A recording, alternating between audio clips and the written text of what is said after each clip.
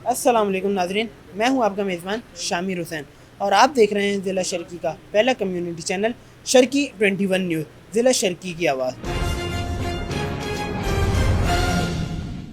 नाजरीन, जैसे कि आप लोगों को मालूम है कि गुज़िश्ता एक तवील अरसे से पूरी दुनिया को एक वबा ने घेरे में ले लिया है। अब वो एक ज़िंदा हकीकत बन चुकी है। BBC की हालिया रिपोर्ट के मुताबिक अब तक इस आलमगीर वबा से पूरी दुनिया में करोड़ों लोग मुतासर हो चुके हैं, जबकि इस आलमगीर वबा से पूरी दुनिया में हलाक होने वालों की तादाद 32 लाख से तजावज़ कर चुकी है। सिर्फ अमेरिका में ही इस वायरस के बायस 5 लाख से ज़ायद हलाकतें हो चुकी हैं और जबकि 3 करोड़ से ज़ायद मुतासरीन के साथ अमेरिका ही दुनिया में कोरोना वायरस का सबसे बड़ा मरकज़ बन चुका है। जबकि हिंदुस्तान जो हमारे पड़ोस में है 2 करोड़ से ज़ायद मुतासरीन के साथ दुनिया में दूसरे नंबर पर, और हलाकतों के एतबार से ब्राज़ील जो 4 लाख से ज़ायद हलाकतों के साथ दूसरे नंबर पर मौजूद है। पर अल्लाह का खुसूसी फजल करम है कि हिंदुस्तान हमारा पड़ोसी होकर हमारा प्यारा वतन पाकिस्तान इस वबा से महफूज है। मगर इसके बावजूद इंतहाई दुख के साथ कहना पड़ता है कि हमारे मुल्क में रोज़े अव्वल से बहुत सारे लोग इस वायरस के मुताबिक बहुत गलत अफवाहें फैला रहे हैं। ख़ास तौर पर जब इस बीमारी की रोकथाम के लिए वैक्सीन आलमी मार्केट में आ चुकी है और पाकिस्तान में भी हुकूमत पाकिस्तान की जानिब से वैक्सीन लगाने का अमल शुरू हो चुका है। ऐसे माहौल में सोशल मीडिया पर एक गैर मुसद्दिका रिसर्च भी गर्दिश कर रही है कि जिसके मुताबिक कोरोना के ख़िलाफ़ वैक्सीन लगवाने वालों की 2 साल में मौत हो जाएगी। और हमारे यहाँ वैसे ही तहकीक के बजाय अफवाहों पर यकीन रखा जाता है। तो अफवाहों की वजह से भी एक कन्फ्यूजन की सूरत हाल पैदा हो चुकी है कि वैक्सीन लगवाई जाए या नहीं। कोरोना वायरस और वैक्सीनेशन के हवाले से गर्दिश करती हुई अफवाहें और असल हकीकत आपके सामने रखने के लिए हम आपको मिलवाते हैं मुल्क के मशहूर मारूफ वैक्सीनेटर, और अवामी राय से भी आपको आगाह करते हैं। आप अवामी राय से महजूज हो जाइएगा।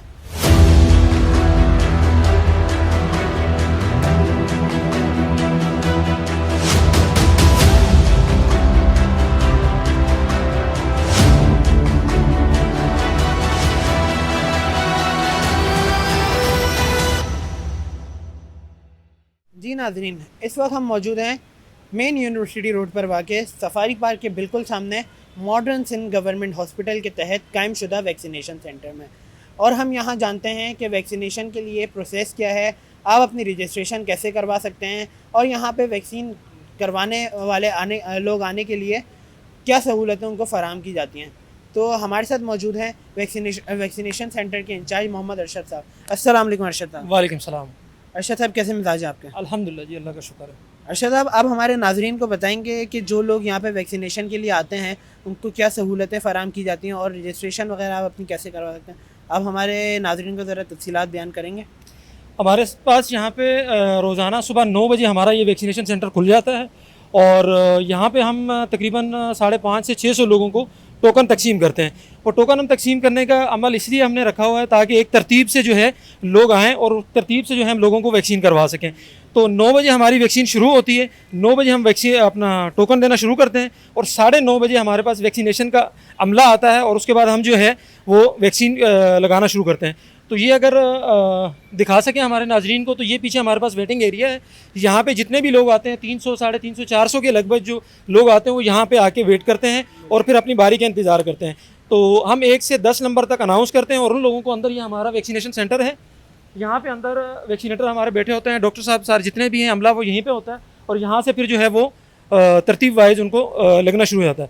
तो बाकी ये हमने जितना भी इंतज़ाम किया हुआ है ये हमारे हॉस्पिटल की तरफ से है, मॉडर्न सिंध गवर्नमेंट की तरफ से है। ये टेंट वगैरह लगे हुए हैं, चेयर्स लगी हुई हैं, पीने का ठंडा पानी है, इस तरह पंखे वगैरह, कुर्सियाँ वगैरह, ये सारा इंतज़ाम है। तो जो भी यहाँ पे वैक्सीन के लिए आए या वैक्सीन करवाना चाहे सुबह 9 बजे हमारे पास आए, हमसे टोकन ले और यहाँ आके वेट करें, उनको बड़े आसानी से ये वैक्सीन लग जाएगी जी। अच्छा अरशद साहब, के जैसा आपने बताया कि वैक्सीन जो है सुबह 9 बजे से शुरू हो जाती है, तो ये जो टोकन मिलता है ये वॉक इन बुनियाद पे मिलता है, ये जो आपके पास मैसेजेस आते हैं उस बुनियाद पे मिलता है?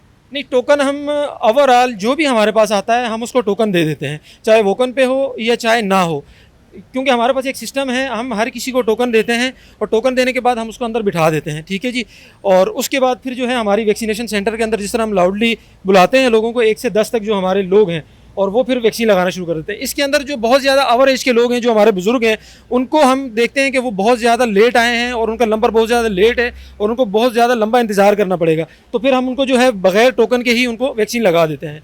तो ये है सारी सूरत हाल। अच्छा अरशद साहब, आपसे आखिरी सवाल कि बहुत सारे लोगों को रजिस्ट्रेशन का तरीका नहीं पता, लोग अपने आप को रजिस्टर कैसे करवाएं, ये अगर आप लोगों की रहनुमाई के लिए अगर आप बता दें। तो इसके लिए सबसे आसान तरीका है और बहुत ही ज़्यादा जो है वो सिंपल है।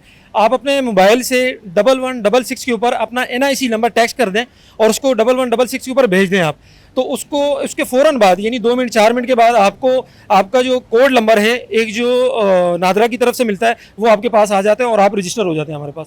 बाज़ औक़ात ये होता है कि वो सिस्टम की वजह से वो देर सवेर हो जाती है, लेकिन ये है कि उनको वो कोड आ जाता है। यानी ये बड़ा सिंपल तरीका है, 1166 के ऊपर आप अपना NIC नंबर जो है वो आप भेज दें उसको, उसके ऊपर, तो ये आपको कोड आ जाएगा। शुक्रिया अरशद साहब, बहुत बहुत शुक्रिया। बहुत शुक्रिया जी नाजरीन, इस वक्त हम मौजूद हैं एक वैक्सीनेटर शाजिब साहब के साथ। आप पहले ये बताएं कि कोरोना वायरस कैसे पैदा हुआ और ये फैला कैसे, इसकी असल वजह फैलने की क्या है?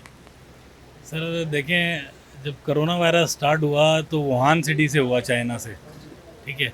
अब वहाँ पे ये वायरस किस तरह सर्कुलेट हुआ, ज़्यादातर लोग कहते हैं कि बैट्स से हुआ और चमगादड़ों से, ठीक है। अब जो भी इसकी हकाइक हैं, मतलब हम लोग अभी इस पर प्रेजेंट उस पर आते हैं, पास्ट को छोड़ देते हैं क्योंकि वो गुजर चुका है।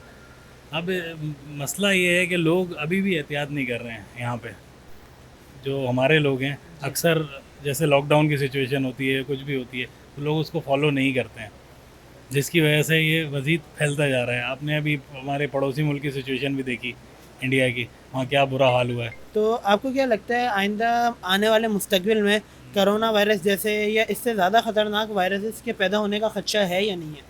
सर देखें, वायरस है, इसकी एक हिस्ट्री होती है। अब हर एक सेंचुरी के बाद एक वायरस आ रहा है कंटिन्यू, एक पिछली हिस्ट्री भी मौजूद है, तो उसके हिसाब से एक्सपेक्टेड है कि वायरस आ सकता है। और इसके भी वेरिएंट्स आ रहे हैं, पहले ब्रिटिश वेरिएंट आया, फिर अब इंडियन वेरिएंट आ रहा है। तो आपने बीच में न्यूज़ में सुना होगा कि इंडिया से कुछ लोग आए थे तो वो यहाँ पे वेरिएंट फैलाने के लिए कोशिश कर रहे हैं। तो इस तरह से अगर आप वेरिएंट से रुकना चाह रहे हैं तो आप अभी तक जो पहले वाला वेरिएंट था उसकी वैक्सीन आ चुकी है, लोग वो लगवा लें और एहतियात करें, मास्क पहनें, बाहर मतलब फासला रखें, फ़िज़िकल डिस्टेंसिंग रखनी है, आपने सैनिटाइज़ करना है, हाथ बार बार धोने हैं। अच्छा शाजिद साहब, जैसे हमारे यहाँ पे ये तासुर भी पाया जाता है कि वैक्सीन जब आती है तो किसी भी बीमारी की वैक्सीन आए, पहले पोलियो की आई, अब कोरोना की आई, तो इसके ख़िलाफ़ जो है बड़े मनफी प्रोपेगेंडा होता है। जैसे अभी भी आप सोशल मीडिया पे देख रहे होंगे कि आपकी बॉडी में चिप जो है डाली जा रही है वैक्सीन के ज़रिए, जिससे आपको ट्रैक किया जाएगा, या आप 2 साल में मर जाएंगे। अभी नई नई जो है रिपोर्ट आई है तो आप 2 साल में जो है एक्सपायर हो जाएंगे। तो इस बारे में आपका क्या ख्याल है, ये फैलाता कौन है और इसके फैलने की असल वजह क्या है? सर देखें, मसला ये है कि कहीं दुनिया में कुछ भी है ना, सोशल मीडिया बहुत आसान प्लेटफॉर्म दे दिया है, आप कुछ भी उस पर अपलोड कर सकते हैं। तो अब फैलाने का मसला है, ये तो ट्रेस नहीं कर सकते कि फैलाता कौन है, लेकिन उससे हम बच सकते हैं खुद अपने आप को वो करके कि हम उस पर इग्नोर करें अगर कोई मनफी वो होता है। अच्छा डॉक्टर साहब, जहाँ पे ये बात है कि कोरोना वैक्सीन के साइड इफ़ेक्ट जो है हकीकत हैं, कुछ ना कुछ साइड इफ़ेक्ट होंगे, तो इसके बारे में जो पेशेंट्स लोग हैं, जैसे ब्लड प्रेशर, शुगर के मरीज, हेपेटाइटिस सी या गुर्दों के अमराज में जो मुब्तला हैं, उनको ये वैक्सीन लगवानी चाहिए या नहीं लगवानी चाहिए? बस शुगर की वजह से इसका कोई इफ़ेक्ट नहीं होता वैक्सीन का, अच्छा, ठीक है। शुगर वाले ये वैक्सीन लगवा सकते हैं। हाँ, बीपी उस वक्त नॉर्मल होना चाहिए लगवाते हुए। हेपेटाइटिस की वैक्सीन उस वक्त ना चल ना रही हो मेडिसिन वगैरह ऑन द स्पॉट, कैंसर की थेरेपी ना चल रही हो, उस दौरान ये नहीं लगता। सही। हार्ट पेशेंट अगर उसका ट्रीटमेंट चल रहा है तो नहीं लगेगा, अगर उसको 1 ही साल गुजर चुका है बाईपास कराए हुए या स्टेंट डले हुए तो ये वैक्सीन लग सकती है। अच्छा डॉक्टर साहब, जैसे ये जो बच्चों की वैक्सीन है, अभी तक ये बच्चों को वैक्सीन नहीं लगाई जा रही, तो बच्चों को लगाई जाएगी या बच्चों के लिए अलग वैक्सीन आएगी, इसके बारे में आप क्या कहते हैं? बच्चों का सर इस पे रिसर्च चल रही है। ड्रैप होता है पाकिस्तान में, जो ड्रग रेगुलेटरी अथॉरिटी है, उसने पहले ये वैक्सीन जब स्टार्टिंग में आई थी हेल्थ केयर वर्कर्स को लग रही थी, तो जब प्रेग्नेंट वुमेंस और जो मदर फीड पे लैक्टेटिंग मदर्स, उनको मना किया हुआ था। अब उसका एक्सेस खोल दिया है क्या वो लोग लगा सकते हैं, उनके लिए सेफ़ है वैक्सीन। तो कुछ टाइम बाद हो सकता है बच्चों के लिए भी ये अप्रूव कर दें, जब जैसे ही इसकी रिसर्च कंप्लीट होगी उसके बाद ये अप्रूव कर दें। अच्छा डॉक्टर साहब, आपसे एक आखिरी सवाल कि जैसे वैक्सीन जब आती है, जैसे मैंने आपसे सवाल पूछा कि अफवाहें फैलती हैं, तो ये अफवाहें फैलने में किसका हाथ है? ये कोई बहुत बड़ी साजिश होती है, इसके बहुत बड़ी माफिया है, या फिर जो नहीं ये अवामी शऊर की फुकदान, अवामी शऊर की कमी के बायस फैलती है? सर बिल्कुल सही कह रहे हैं आप कि लेकिन ये मैंने आपको पहले भी कहा ना कि हम ट्रेस नहीं कर सकते कि फैला कौन रहा है, लेकिन उससे बचा जा सकता है। थोड़ा सा हमारे पास इलिटरेसी है पाकिस्तान में, तालीम की कमी, उसकी वजह से भी, और बात को फ़ौरन से अप्लाई कर लेना कि यार ये बात अभी आई है, फॉरवर्ड कर दो, फॉरवर्डेड मैसेज है, मज़ीद फॉरवर्ड कर दो, तो वो फैलती जाती है। अच्छा, जैसे आप आपने देखा, आप वैक्सीन, आप खुद वैक्सीनेटर हैं, आपको जो नहीं है वैक्सीनेशन सेंटर में, तो आप हमारे नाजरीन को वैक्सीन के मुतालिक अगर कुछ बोलना चाहें तो आप कुछ बोल दें, कैमरा आपके सामने, आप कैमरे में देख के।